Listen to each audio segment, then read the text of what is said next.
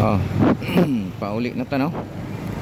So, gikan na ta sa may bangkal. So, diri ta agi sa may Central Park. Pauli na ta kay mana man atong tuyo. So, may buntag di sa tanan. Kumusta din mo diha kay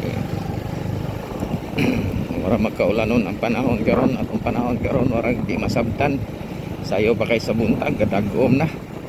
Warag nagpakita ra gyud ni siya nga mubundak gyud ni. Dili madugay. Muulan gyud ni siya. So katong gusto mo gawas, so mulakaw manggaling mo gawas sa Panimalay. So dapat mag talagi mo payong kay kung magulan, nana mo daan payong di na mo maglisod. So ana ra gyud kadali. Diba? Kay pait yung kayo karon magkasakit bawal magkasakit karon sa tuwa. Di ba? Kita ani inahinay ra tagpadagan kay maniguro ta. Wa ta kabaludagan sa panahon. Di ba? So tanawa ninyo na, di ba? Ang langit wa gyud na usab. Warang akurismaot ang nahong kumbaga gadag-om ba. Kaulanon na gyud nya may kulang ani ulan gyud ni siya. Aning kung mugawas mo siya yung Panimalay, mag dalagi mo payong para sigurado gyud kung maulan na amoy panangga o na amoy pangpandong ana na nyong buhaton kay lisod kayo magkasakit pati mahala.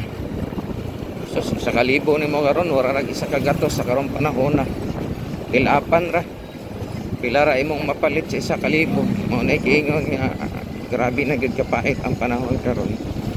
Dapat magtipid o mag control gyud sa kaugalingon nga igo-igo ra gyud ang gastuson na para ra gyud sa pagkaon kay ang isa ka libo dugay kay pangitaon di nimo makitaan sa isa ka adlaw pero gastuson nimo segundo lang. Makaingon kag asa naman to ako ang isa ka libo, asa naman tong 1,000 ako, unsa may gipalit nako ato nawa naman nahurot naman.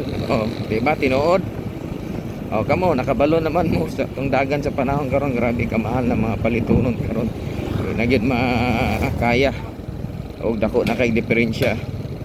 Sa una nga ito'y sa gatos lipay na kayo ta naghanang kayo na mapalit pero sa pagkakaroon wala na.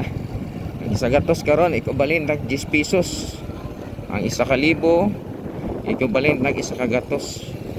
Mao nay tinuod.